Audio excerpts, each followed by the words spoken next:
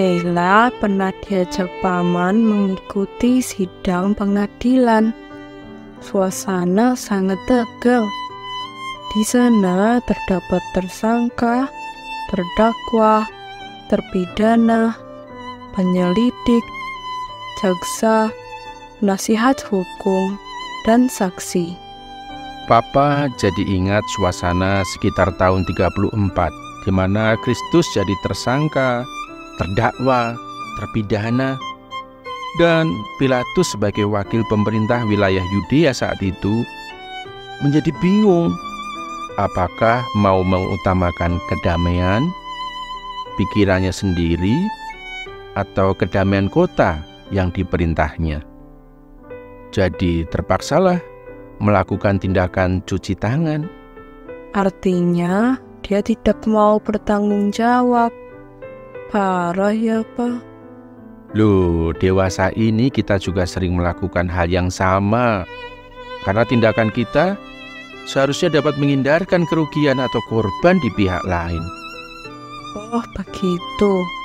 Terus kita cuma diam saja. Mari kita tidak buang waktu, segera ikuti proses selanjutnya. Shalom anak-anak. Senang sekali kita bisa kembali merenungkan firman Tuhan. Yuk kita berdoa terlebih dahulu. Allah Bapa yang bertahta di kerajaan surga, kembali kami memohon pertolongan Tuhan. Tuhan yang memberikan kesempatan untuk kami boleh mendengarkan firman Tuhan. Kiranya Tuhan yang memberikan kemampuan kepada kami untuk boleh mengerti dan untuk hidup kami boleh semakin dikoreksi oleh kebenaran firman-Mu. Terima kasih Tuhan, hanya di dalam nama Tuhan Yesus kami berdoa. Amin. Anak-anak, Tuhan Yesus tidak memberikan jawaban apapun atas tuduhan-tuduhan yang dilontarkan oleh para imam kepala dan ahli-ahli Taurat di hadapan Gubernur Pilatus. Gubernur Pilatus ini sangat heran. Kenapa Tuhan Yesus ini tidak menjawab? Dan Gubernur Pilatus pun sebenarnya juga tidak menemukan kesalahan apapun pada diri Tuhan Yesus yang bisa membuat Tuhan Yesus dihukum mati. Pilatus ini ingin sekali melepaskan Tuhan Yesus, tetapi sebelumnya dia menghajar Tuhan Yesus terlebih dahulu. Pada zaman itu ada kebiasaan dalam satu tahun akan melepaskan satu orang tahanan. Ketika itu ada seorang tahanan yang bernama Barabas. Dia dimasukkan ke dalam tahanan dengan tuduhan pembunuhan dan pemberontakan. Maka Pilatus pun mengajukan kepada orang banyak. Dia ingin menyenangkan hati orang banyak. Dia mengajukan pilihan, mana yang akan dibebaskan, Barabas atau Yesus yang disebut Kristus. Pilatus tentunya berharap bahwa orang banyak akan memilih untuk melepaskan Yesus Kristus. Tetapi anak-anak, Pilatus pun terkejut. Orang banyak ini sudah dihasut oleh imam kepala dan ahli Taurat. Mereka memilih untuk melepaskan Barabas. Pilatus sampai bertanya, kesalahan apa yang didapatkan pada diri Yesus Kristus ini? Orang-orang menjawab, salibkan dia. Wah, Pilatus pun merasa ini sudah kacau nih. Usahanya sia-sia untuk melepaskan Tuhan Yesus. Maka dia yang ingin menyenangkan orang banyak, dia pun menuruti keinginan orang banyak. Orang banyak terus berteriak, salibkan dia, salibkan dia. Kemudian Pilatus merasa usahanya pun sia-sia. Dia mengambil air, membasuh tangannya.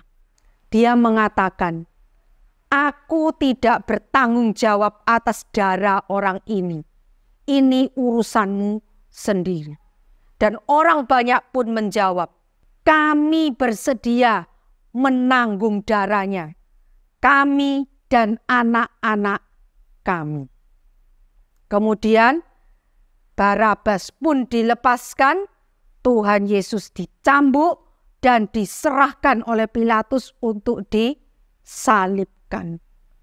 Anak-anak, Pilatus membasuh tangannya itu dengan maksud dia mau melepaskan tanggung jawab. Dia mau dirinya itu dibersihkan dari kesalahan karena menyalibkan Tuhan Yesus. Seolah-olah dia berkata, ini bukan kesalahanku, ini kesalahan kamu. Dan apa yang diucapkan oleh orang banyak itu akhirnya terjadi. 40 tahun kemudian, apa yang mereka katakan itu mereka rasakan akibatnya. Yaitu pada tahun 70 Yerusalem dikepung dan kemudian setiap harinya 500 orang mati disalibkan. Ribuan orang dijual sebagai budak. Dan ada banyak orang yang dikirimkan ke Roma untuk dijadikan mangsa binatang buas. Wah, penghukuman Tuhan itu sangat berat ya anak-anak ya. Manusia berdosa yang tidak mau tunduk di bawah keadilan dan hukum Allah diserahkan kepada kesemena-menaan iblis dan manusia yang lain. Tetapi Tuhan Yesus mau menanggung kesemena-menaan itu supaya keadilan Allah kembali berada pada diri orang-orang percaya. Orang-orang yang percaya kepada Tuhan Yesus sudah dibebaskan dari kesemena-menaan manusia lain, kesemena-menaan iblis, dan kini berada di tangan sang penguasa yang benar. Tetapi orang-orang benar tetap bisa mengalami kesemena-menaan untuk diuji, untuk imannya dimurnikan dan dikuatkan. Tapi anak-anak perlu tahu bahwa Allah yang adil sekali-kali tidak akan melepaskan manusia yang bersalah dari hukuman.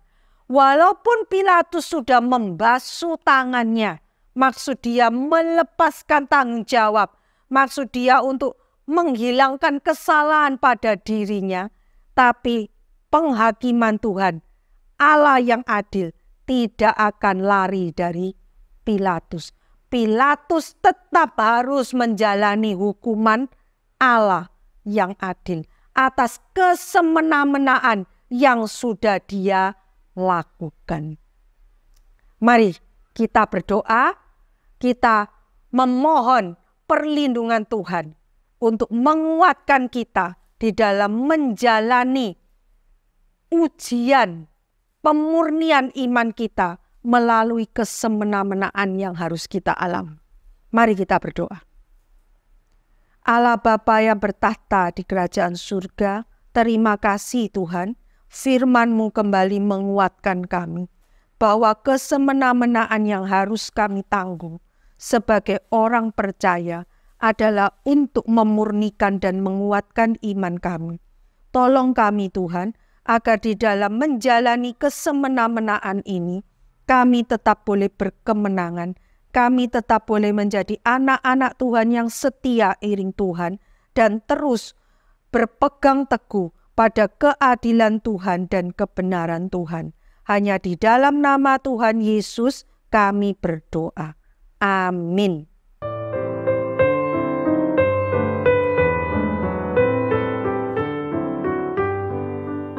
Kejam, sungguh amat biadab perbuatan ini. Sampai mereka mendatangkan kutuk ke atas anak-anak mereka yang belum dilahirkan. Hah? Serius? Betapa mengerikan akibat murka yang telah mereka datangkan atas diri mereka beserta keturunan sampai selamanya.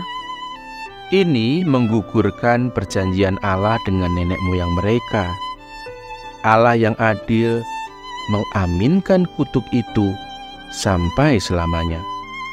Namun Allah juga penuh belas kasihan dan anugerah, karena Kristus rela menanggung kesewenang-wenangan Pilatus bagi bangsa Israel. Puji Tuhan, karena aliran kutuk itu telah diputuskan dan kembali pada janji Allah yang telah diucapkan, sehingga beberapa orang bangsa Israel yang beriman kepada Kristus diselamatkan. Juga anugerah bagi kita semua. Lanjut baca Matius 27 ayat 27 sampai 31 untuk besok ya. Salam.